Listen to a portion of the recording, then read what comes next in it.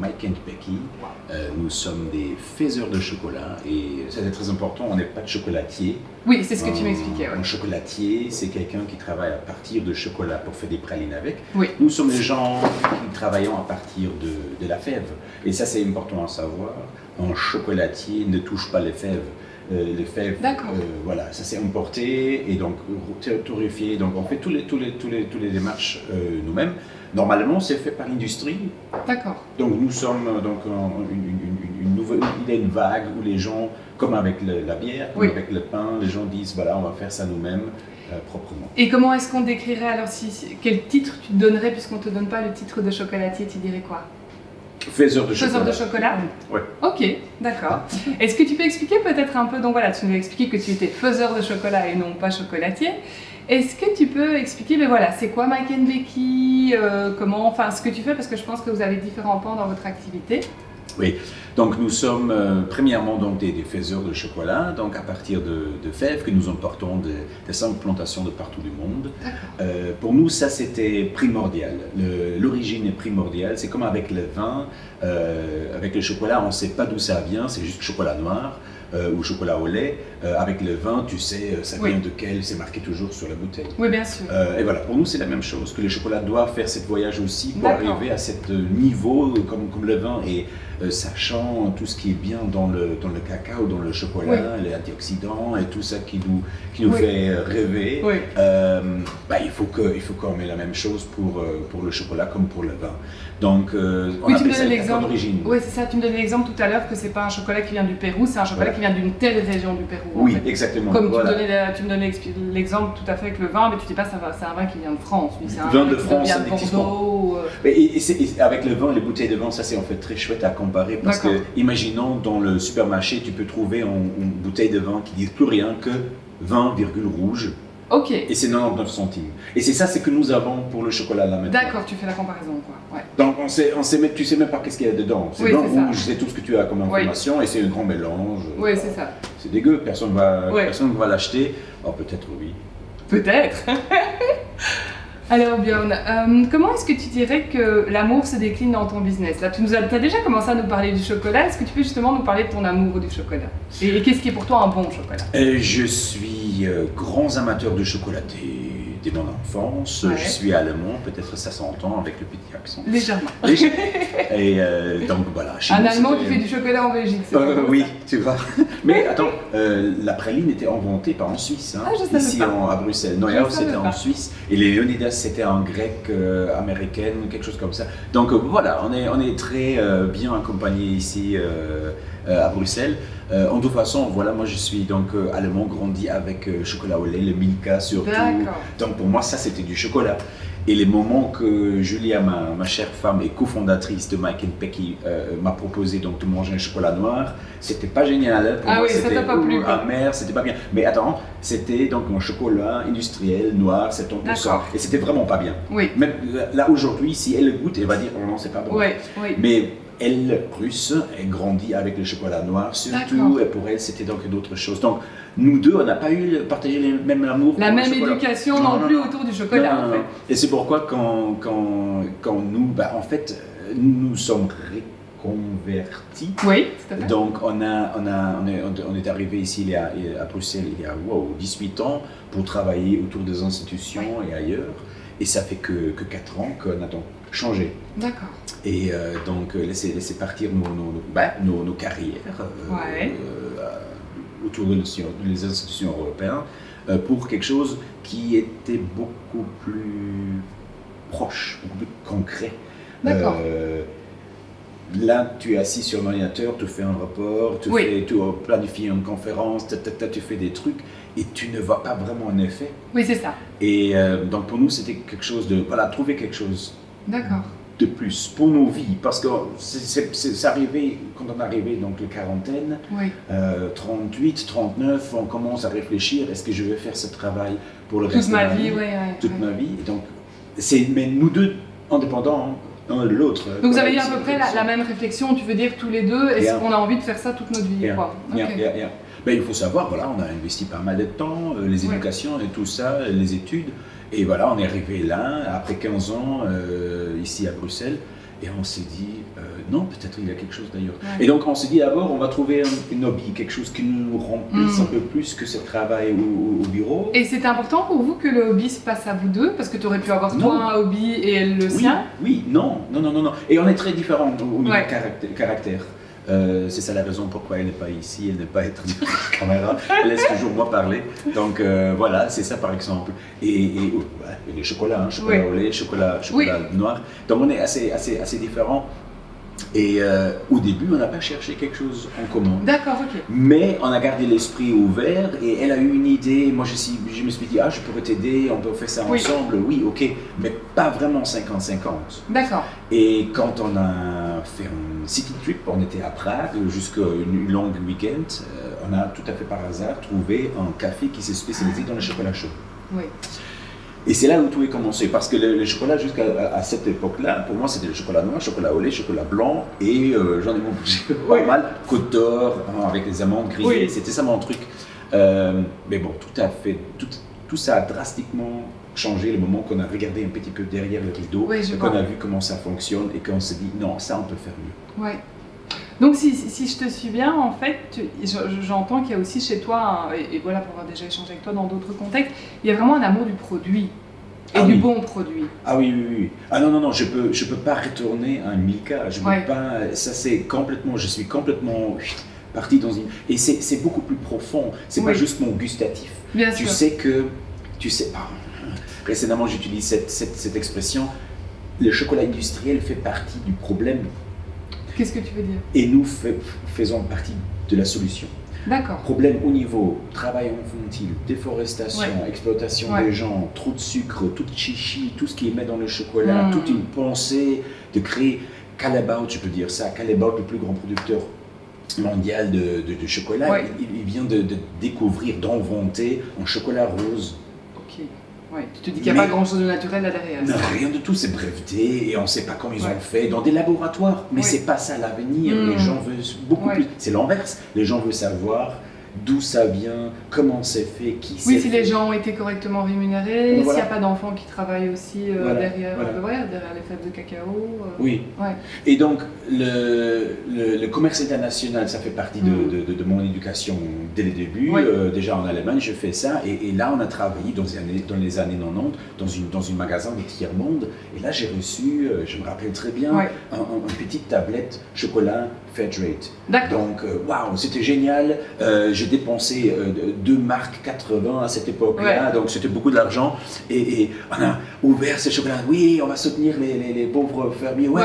Et tu les manges. Et c'était immangeable. Oui, donc du coup. Immangeable. C'était vraiment, je suis désolé, Gepa, en Allemagne, c'était immangeable là-bas, à cette époque-là. Là, maintenant, ça va beaucoup mieux. Mais c'est en fait que c'est bien d'avoir une bonne pensée, d'être Fairtrade.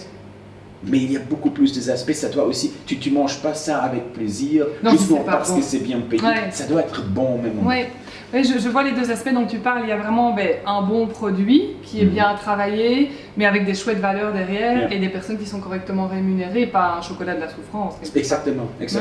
Et donc là maintenant, on fait donc un chocolat d'origine, donc ça vient vraiment d'une plantation, on sait d'où ça vient, on connaît les gens, on sait comment ils travaillent, c'est génial, il y a des projets, il n'y a que des femmes, pas célibataires,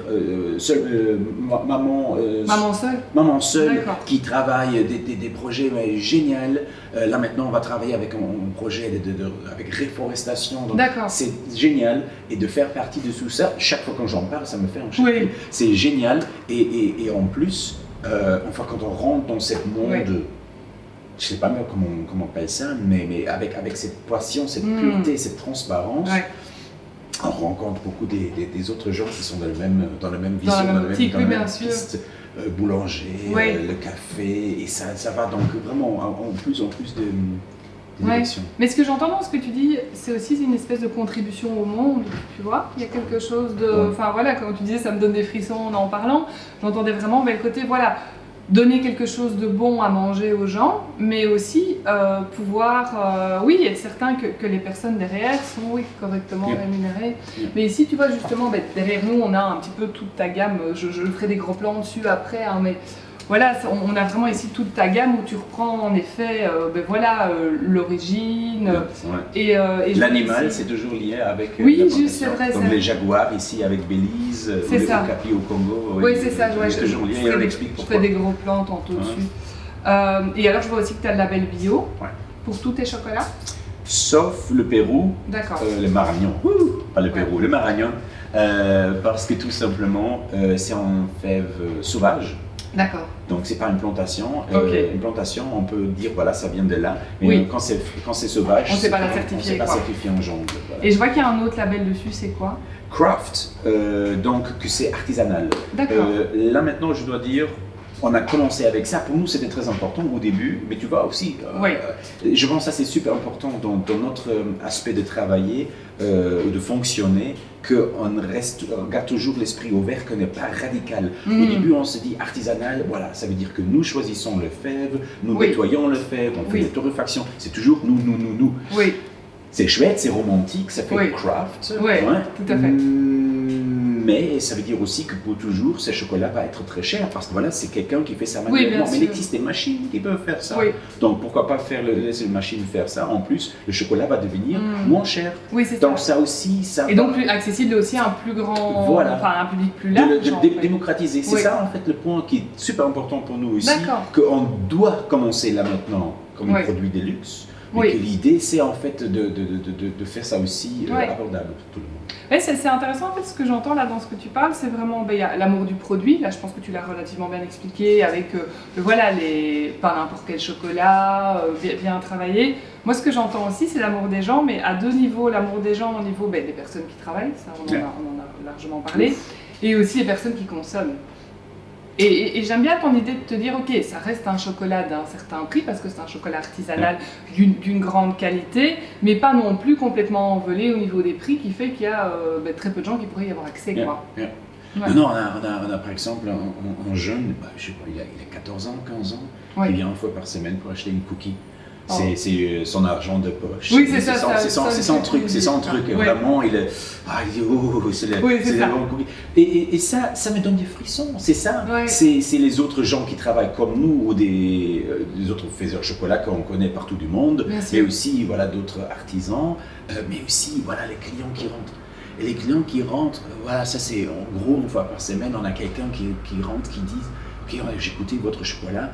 Je ne peux plus retourner au Leonidas Gala Noël. C'est clair. Le chocolat industriel, le supermarché, ça va plus pour moi parce que j'ai goûté quelque chose. Il y a quelque chose de plus profond, beaucoup plus profond, beaucoup plus intense, beaucoup plus vrai. Oui, tout à fait vrai, authentique. Et puis, je ne sais pas si ça va te parler, mais je pense aussi que l'intention qu'on met dans ce qu'on fait, que ce soit du chocolat, du pain ou même du vin, on en parlait tout à l'heure, je pense aussi que ça se transmet dans le produit pour la personne qui va le consommer au final. En fait. Ça se goûte. Et quand on parle de l'amour, ça se goûte aussi. Et ça, c'est toujours le moment qu'on perd ça, on va arrêter. Mais je veux toujours que les clients, quand ils ont donc un petit morceau de chocolat dans leur bouche, ils disent ouf, ok, qu'ils goûtent que ça, c'est pas quelque chose que quelqu'un a fait, un robot. Donc cet aspect artisanal reste toujours, la côté qu'on sait d'où ça vient, que c'est proprement fait. Mais peut-être on va utiliser les machines un peu plus grands, un peu plus inox pour la production, pour que en fait ça devienne quelque chose, un produit que tout le monde peut... plus démocratique. Tiens, tu as évoqué justement Julia, qui est ton épouse. Donc, tu avais commencé à expliquer le fait que vous êtes partis plutôt sur chacun avoir une activité en dehors de son boulot. Puis, peut-être tu peux repartir sur ce point de départ, c'était à Prague, c'est ça? C'était à Prague où on a donc découvert cette café avec des chocolats chauds, c'est quelque chose qu'on n'a jamais vu, 80% fait par Clusiel à Paris, avec un cacao de Venezuela. Pour nous, c'était wow, trop des informations. Mais on a bu donc plusieurs, un à côté de l'autre, on dit waouh, c'est dingue, c'est toutes ces différences. Et donc là, on a compris, on a commencé donc avec l'idée d'avoir une chouette gamme de chocolat chaud ici à Bruxelles. C'est ça. Donc on a fait une tour ici, on a fait beaucoup de recherches, bu beaucoup de chocolat chaud, souvent mauvais, à la base de l'eau et beaucoup trop sucré. Mais on a aussi trouvé deux qui étaient vraiment bons. Mais on s'est dit, non, il a une niche. Ça on peut faire. Et à cette époque-là, on a donc compris qu'il y a ce mouvement de faire son propre chocolat. Parce que nos amis à Prague, ils achètent aussi le chocolat industriel. Oui, c'est ça. Ah oui, ok.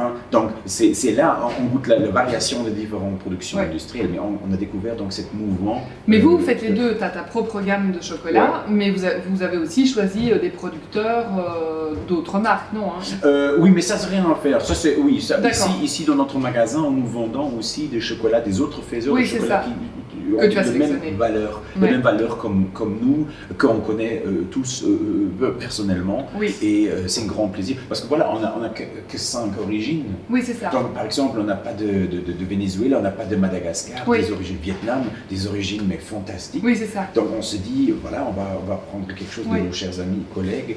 Donc voilà, quand on rentre chez nous, on a un petit peu un choix de tout. On peut vraiment faire un tour du monde. Oui.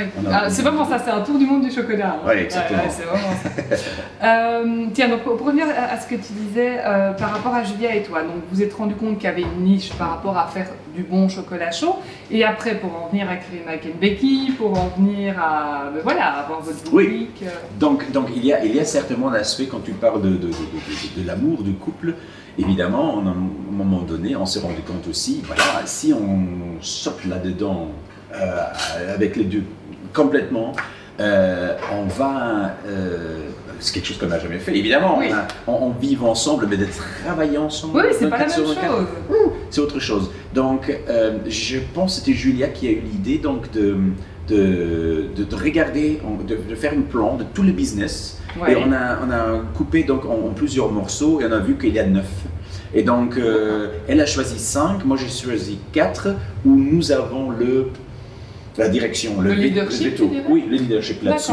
Donc, grande discussion, et à la fin, si on ne trouve pas un accord, ça dépend dans quel segment tu te trouves. Voilà. En fait. Et comme ça, on a quand même assez bien avancé jusqu'à présent, mais voilà, il ne faut pas le cacher, c'est pas qu'on se tire la main et on saute ensemble, chaque fois on arrive ici et tout, et l'amour. Non, on a toujours des petites bagarres. Ouais. Effectivement, il y a beaucoup de frustration. Ouais. C'est pas si facile comme ça. Non, j'ai moi-même travaillé en couple quand on a créé Chef Paquet avec Claude. Oui, je vois très bien, tu as des moments, tu as envie de passer par la fenêtre. Hein. Ah oui, exactement. Donc là, je vais mettre l'amour aussi très proche au sacrifice. D'accord, développe un peu ce que tu veux dire. Il a pas mal de douleurs aussi. D'accord. Il y a beaucoup de stress, surtout dans une start-up, tout à fait. qu'il faut savoir gérer. Moi, je n'ai pas encore trouvé la formule magique pour moi. Oui. Julia, elle est beaucoup plus stable, mais moi, j'ai parfois... hier, à nouveau. Donc, ça arrive toujours. Oui, bien sûr. Mais c'est chouette que tu en parles parce que ça fait partie de la réalité d'entreprendre à deux. Tu vois, c'est pas... Alors, tu as des très beaux moments, ça peut être très porteur pour un couple, mais il y a des moments où ça peut être aussi chahutant et difficile, quoi.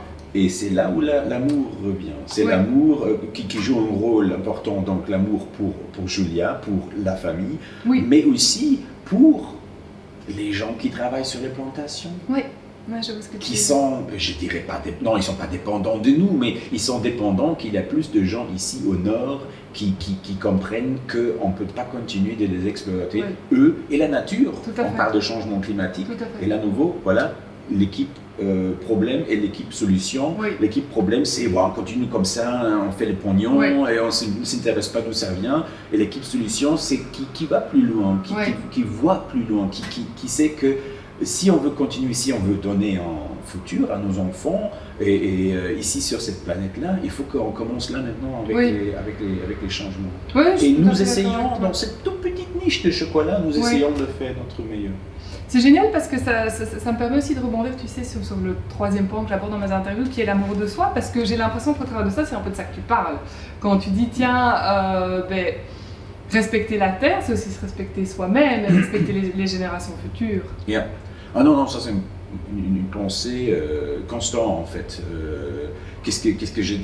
Quand je prends la voiture pour une longue distance, je dis est-ce que c'était vraiment nécessaire? Est-ce que je ne peux pas reprendre le train, quelque chose comme ça? Là maintenant, on commence à marcher beaucoup plus, de ne pas prendre la voiture pour des petites distances et tout ça. Oui, Oui, oui, parce que c'est difficile. Tu as 20 kilos de chocolat à livrer. Oui, comment c'est tu clair. fais ça à pied, donc, C'est clair. voilà, mais on se bat au moins. On se bat Ouais. pour ça. Et voilà, c'est ça l'amour pour le futur de nos enfants, Ouais. pour la planète, Ouais, tout à mais fait. aussi pour tout le monde. Donc Ouais. on a un petit peu, on se sent très bien. Mais Ouais. il me faut dire aussi, Ouais. c'est dur. C'est dur. Tu veux dire que c'est dur à quel niveau de respecter ses engagements, ses choix? C'est ça que tu veux dire? Non, c'est plutôt la pression d'aller plus loin. D'accord. Parce que quand tu rentres dans ce monde, tu as aussi Ouais. l'ami qui est, par exemple, végétalien. Ouais. On sait très bien, si tu veux battre le changement climatique, il faut qu'on arrête de manger les vaches. Oui. Et si tu arrêtes avec ça, ou coupes au moins très fortement, Oui. je dirais pas un problème résolu, mais Oui. un grand pas est fait. Donc, et on a tous des amis qui vont encore plus loin, qui sont donneurs d'organes, qui font tous en vélo, Oui. qui prend les douches froides. Je sais pas. Oui, tu caricatures un peu, mais je vois ce que tu veux dire. Oui, tout à fait. Et pas mal qui sont énormément inspirants. Et quand même, je me sens, quand on rentre dans ce monde, Ouais. et là, le danger qu'on prend trop, et ça c'est aussi le rôle de Facebook en fait. Tout à fait. Ou Instagram, toutes les jolies photos, et tu vas, Ouais. oh, comment ils sont bons. Et quand tu regardes ça trop, et quand tu as une petite blouse, et tu regardes ça, oh, il fait ça, elle fait ça, il fait Ouais. ça. Tu dis, et toi, moi je suis complètement nul, parce que moi je fais que un petit peu de chocolat. Ouais. Après, si tu vois jusqu'où ça s'arrête aussi, tu vois, je veux dire, à un certain moment, c'est, écoute, si tu reprends l'exemple des douches froides, est-ce que c'est juste pour toi ou pas, tu vois? Après, Oui. c'est, voilà, Chacun chacun son truc. mais aussi c'est son curseur par rapport aux valeurs, mais je comprends ce que tu veux dire, que quand tu es vraiment dans une, voilà, dans une optique, comme vous avez ici, tout ce que tu viens d'expliquer, que parfois c'est, oui, où est-ce que je m'arrête, où est-ce que je mets la limite, est-ce que j'en fais assez, en fait, c'est ça que j'entends dans ce que tu dis, est-ce que j'en fais assez? Ouais. Et donc souvent on peut se dire je peux refaire encore plus, Ouais. mais nous voyons ça aussi, les moments qu'on en est scène Ouais. dans la tête, on voit ça nous deux comme un voyage. Ouais. Et on peut toujours faire mieux. Ouais. Quand nous avons commencé ici, par exemple, l'électricité c'était normal, là maintenant on a changé, D'accord. il y a déjà 2 ans, 3 ans, on a changé vers un fournisseur électrique et écologique, Oui, vert. Ouais. Donc voilà, et on trouve toujours quelque chose qu'on peut encore améliorer. Oui, et puis c'est pas à pas aussi, tu vois, au départ, voilà aussi, comme tu l'as dit, quand tu lances une start-up, c'est une série de frais, puis voilà, tu commences par les choses, je dirais, prioritaires, et puis au fur et à mesure du temps, tu peux affiner et aussi te rapprocher de plus en plus de tes valeurs. Tiens, si je reviens un petit peu en arrière, justement, par rapport au couple, puisqu'on on en a parlé, qu'est-ce que tu as l'impression que le fait de le faire en couple a apporté à Mike et Becky, si par exemple tu l'avais fait seul? Premièrement, le nom. D'accord, oui, ça oui. Parce qu'en plus, tout le monde a cru mais que j'explique, voilà. Moi, je ne suis pas Mike, Julien n'est pas Becky, clairement, et c'est bien l'inverse. Et c'est ça, en fait, un point qui est important aussi. Les chocolatiers, ce sont quasi que des mecs. Ah ouais, C'est vrai, hein? Ouais. Seuls. Ouais, c'est vrai. Bah oui, Pierre Marcolini, Qui Laurent Gerbeau, qui utilisent que leur nom de famille, souvent. Ouais, Hein. tout à fait. Marcolini, Ouais, tout à fait. Gerbeau. Mignon, Tout à fait. Blondel et tous les autres. C'est ok, c'est leur choix, ok, mais nous, dès le début, pour nous, c'était aussi, c'était un projet en plan de couple. Ouais. Donc on voulait avoir les deux noms. Ouais, c'est Mais génial. tu fais pas Becky Nikirova, Ouais. non, ça tu fais pas. Ouais, non. Et en plus, on s'est dit on est différent parce qu'on est sur des faiseurs de chocolat et pas des chocolatiers, donc Oui, on voulait je vais t'expliquer. prendre notre prénom. Ok, chouette. Et nos prénoms, Julia, super, Björn, C'est un petit peu plus compliqué à prononcer. Hein. prononcé, ça fait Ikea, ça fait Abba, Oui, donc on s'est oui, dit c'est vrai. peut-être pas. Donc qu'est-ce qu'on a fait? On a utilisé nos noms de famille. D'accord. Tu vois, le nom de famille de Julia, c'est Mikirova. Mikirova, ça fait Mike. Ouais. Et Oui. Becca, mon nom de famille, ça fait Becky. Donc en fait, Ouais. moi je suis Becky. Oui, c'est Et génial. elle est Mike. Donc voilà, Ouais. les clins d'œil pour montrer qu'on Ouais, est c'est génial. différents.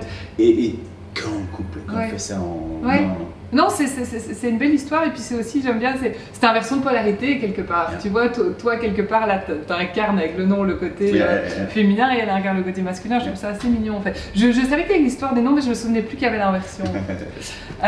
Et donc justement, tu parlais du nom. Et qu'est-ce qu'il y a d'autre chose qui a apporté le fait d'être en couple justement? Ouh, c'est 24 sur 24. le projet pour moi. Ouais, c'est il n'y a rien d'autre. Et là, il y a pour l'aspect d'amour aussi un côté sacrifice oui, au niveau de qu'il manque d'espace pour soi-même. Oui, je vois ce que tu veux dire. Ouais. Mais aussi pour les enfants. Ouais. Bon, les grands, il a 24 ans, ils s'en fichent. Oui, c'est ça. Mais le petit, il a 13 ans et là, en fait, tout nous, on est, chaque moment libre qu'on a, on essaye de trouver quelque chose de faire avec lui. Pour lui. Lui, il est génial, il dit oui, papa, non, ne t'inquiète pas, et voilà. Mais quand même, moi, je souffre parce que je pense que il me manque quelque chose que moi je lui manque aussi dans une phase importante qui commence là maintenant pour lui, 13 ans, 14 ans, tu vois. Donc, et ça me fait un petit peu mal, mais je sais exactement si dans 20 ans il regarde cette vidéo, qu'il va comprendre que je n'ai pas fait ça pour moi et que moi je vais rentrer au ciel, mais que j'ai fait ça pour une idée beaucoup plus large. Et une cause beaucoup plus large que toi, en fait. Ouais, tout à fait. Et si tu oublies ce que j'allais dire, parce qu'il y a un mot qui m'est venu, enfin qui me revient vraiment depuis le début, c'est le côté contribution. En fait, il y a vraiment quelque chose, je trouve, dans votre projet, dans votre start-up, de vraiment contribuer à un monde meilleur. Tu vois, parce que je pense qu'il y a des gens qui peuvent tenir ce genre de discours, mais je trouve que chez vous, ça transparaît au travers de je connais bien vos produits, au travers de vos produits, mais vraiment ici au travers aussi de ce que tu partages. Ouais. Ah oui, mais c'est chouette, ça fait très... oui, je contribue, moi je suis une bonne personne, mais ça donne beaucoup de responsabilités, beaucoup de pression, et on doit toujours s'améliorer et toujours se demander est-ce qu'on peut faire encore mieux, faire encore mieux. Et ça fait un petit peu de stress, mais en échangeant, surtout avec Julia tout le temps, on trouve une piste ensemble. Et c'est ça en fait que quand on parle de couple et l'amour, notre relation est devenue beaucoup plus intense. Depuis que vous avez créé My Can Oui, ça c'est assez logique. Et dès le début, on a parlé aussi que si ça va plus, on sacrifiait l'entreprise avant le couple, avant la famille. C'est intéressant ce que tu dis. Ça. Pour nous, c'était clair dès le début. Je pense que ça c'est très important pour tout le monde qui travaille, qui pense travailler en couple, avec un partenaire sur papier légal. Tu as un contrat et après tu dis c'est pas ça tu fais pas avec Mike et Becky. Tu peux pas faire je veux pas moi je fais Mike et elle fait Becky. Non, inverse. Moi je fais Becky et elle fait Mike. Tu vois, ça va pas. Ça va pas arriver. Ou ça peut pas arriver. Donc on voit aussi beaucoup pour nous aussi la responsabilité d'essayer de rester sain dans nos têtes, de toujours prendre un moment de recul, d'observer est-ce que c'est vraiment bien comment on fait les choses, et est-ce qu'il y a personne de nous deux qui souffre. Oui, ou qui se sent lésé. Oui. Souffre ça. Chaque jour un petit peu, mais je veux dire profondément, c'est quelque chose qui n'est pas juste pour lui. Non, mais non, nous, sur la dernière discussion que j'ai eue avec Julia, on avance bien ensemble, on a une vision similaire, et c'est ça, c'est que Julia dit toujours pour définition pour un bon couple, pas qu'il se regarde soi-même, l'autre, mais qui regarde dans la même direction. On a parlé des différents aspects de l'amour, l'amour dans le business, comment il se déclinait pour toi. Tu m'as parlé aussi beaucoup du couple avec Julia, ou avec, je sais pas, Becky, je sais pas comment je dois dire du coup. Peut-être pour clôturer cette interview, j'aimerais bien qu'on revienne sur l'amour de soi. Tu vois, on l'a évoqué tout à l'heure. Quel rôle justement Mike and Becky a joué pour toi par rapport à l'amour de toi? J'étais toujours à la recherche de faire les bonnes choses avec ma vie. D'accord, ok. De trouver quelque chose qui... en fait, là, je suis très chanceux d'avoir déjà, avec 16 ans, avoir eu l'idée dans ma tête que on est... comment on dit ça en français? Blessed en anglais. Ah oui, je ne reviens plus sur la traduction. Avoir la chance, mais c'est pas avoir la chance. On a eu la chance moi j'ai eu la chance de grandir avec Honoré. Honoré. Ouais, voilà. avec mes parents qui ont superbement pris soin de mon frère et moi. On a eu une superbe vie normale, je dirais, mais pour moi c'était surtout comparé avec le reste du monde.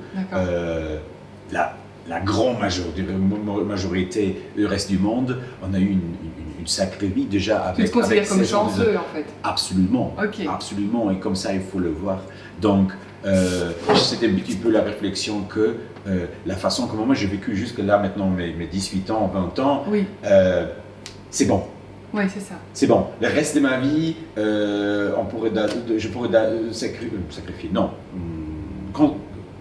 Considérer, donner à quelqu'un, pour un autre, pour quelque chose de plus large. Donc, contribuer, contribuer. Donc, voilà, pour moi, c'était pour moi, c'était clair, les études, je veux faire quelque chose dans les relations nord-sud, je veux faire quelque chose pour, voilà, généralement, essayer de donner quelque chose du bien au monde. Oui, c'est très naïf, c'est très, très rêveur. Oui.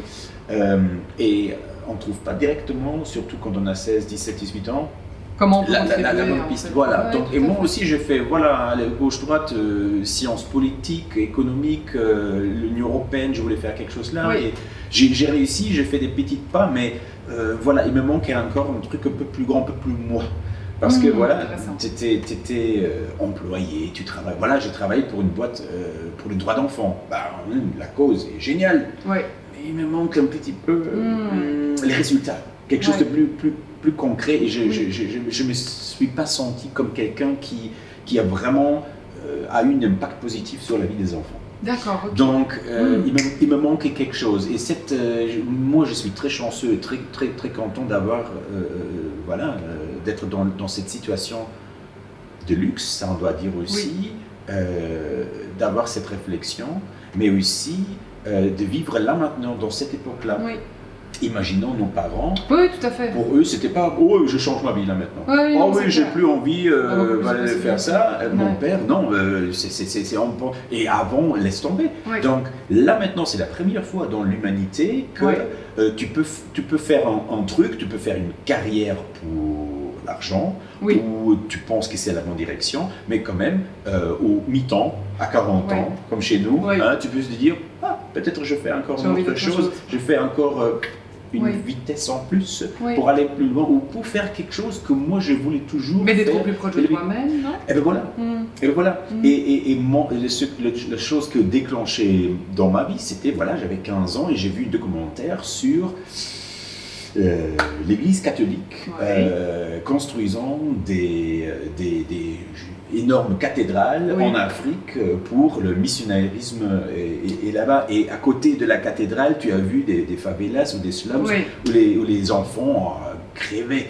Donc pour moi, là, ça a commencé à me dire, non, ça ne peut pas fonctionner comme ça. Ça doit être beaucoup plus au même niveau et pas nous qui vions là-bas et pour expliquer comment faire là.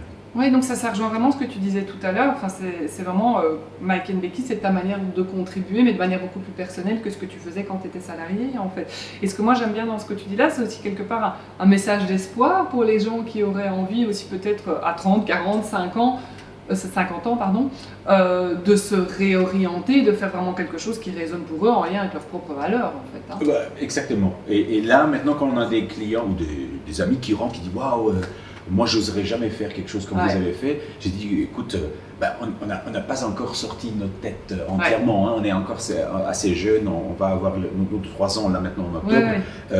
Mais je pense qu'on va y arriver. On est sur la bonne piste. Mais j'ai toujours, écoute, si moi, je suis capable de faire quelque chose comme ça, tout le monde est capable de le faire. Parce que il faut pas... il faut, je pense justement, surtout quand on fait ça en couple avec Julia, un bon échange qu'on a normalement, naturellement, comme couple. Qu'on essaye en tout cas.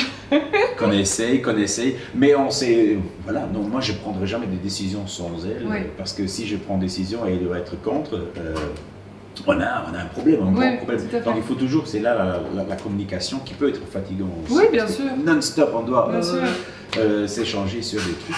Oui, et puis non-stop aussi se remettre à niveau ensemble, tu vois, c'est vraiment, vraiment l'entrepreneuriat en couple, c'est un challenge, un beau challenge, c'est un voyage à lui tout seul. Mais bon, on marche aussi, comme Julie a dit, on regarde dans la même direction, on marche dans la même direction, ça c'est très... Et d'avoir des valeurs communes, et c'est vraiment ça que je t'explique par rapport à Julia et toi, c'est d'avoir des valeurs communes qui sous-tendent ton business, ta start-up, sinon ça ne fonctionne pas. Mais écoute, je trouve que c'est un super beau message d'espoir que tu délivres. Merci. Là, pour les gens qui en effet ne seraient pas très heureux dans ce qu'ils font, mais je trouve que c'est un beau message d'espoir. Et j'aime bien aussi toutes les valeurs qui sont derrière Mike & Becky. Alors je termine toujours mes interviews de la même manière. Ça serait quoi ton mot de la fin? Pardon? Ça serait quoi ton mot de la fin? Mon mot de la fin? Oui, qui résumerait cette interview. Wow! Tu n'attendais pas, hein, non, pas du tout, pas du tout. Osez toujours de rêver. Et s'il y a une opportunité, pourquoi pas sauter? Comme j'avais dit, on vit dans un monde dingue là maintenant. Pour nous, c'est vraiment...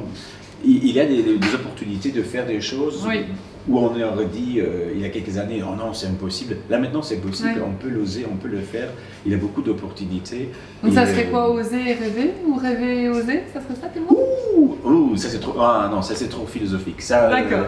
Mais je suis convaincu dont chacun a quelque part dans nos cœurs quelque chose que quand on est petit ou petite, on a rêvé de faire. Oui, moi je vois ça. Donc ça c'est vraiment quelque chose, et on n'a jamais fait parce que voilà, les parents ont dit, non, ça ne paye pas tes factures, non, c'est du blabla, fais quelque chose de proprement. Et donc voilà, donc on peut prendre une éducation pour avoir une profession classique, mais qu'il y a toujours des possibilités de faire quelque chose qui est beaucoup plus à ça que nous donne de la satisfaction. Oui, tout à fait. Mais tu sais, il y a une question que moi j'aime souvent beaucoup poser dans mes coachings ou même parfois à des amis, ce qui est la question qu'est-ce que tu ferais comme boulot sans être payé? Parce que ça permet vraiment d'aller toucher en fait à qu'est-ce que la personne a vraiment envie de faire. Après l'idée c'est pas de faire un boulot sans être payé, pas du tout, mais c'est vraiment, ça va vraiment toucher à l'essence en fait, à qu'est-ce que je serais prête, pourquoi je serais prête à me lever tous les matins sans toucher d'argent en fait. Et généralement, et c'est souvent une chouette première bonne question pour dérouler un fil en fait. Ça c'est vrai. De qu'est-ce que j'ai envie de faire de ma vie ou comment j'ai envie de me réorienter. Oui, et là, peut-être là aussi, dernier mot, on doit pas être naïf. On doit aussi gagner de l'argent avec ça. Bien sûr. C'est pas qu'on a gagné le jackpot et là maintenant... oui, tu fais ça comme activité récréationnelle pour non, on doit aussi gagner de l'argent avec ça. Donc c'est une ligne très, très fine où on doit balancer là-dessus. Mais je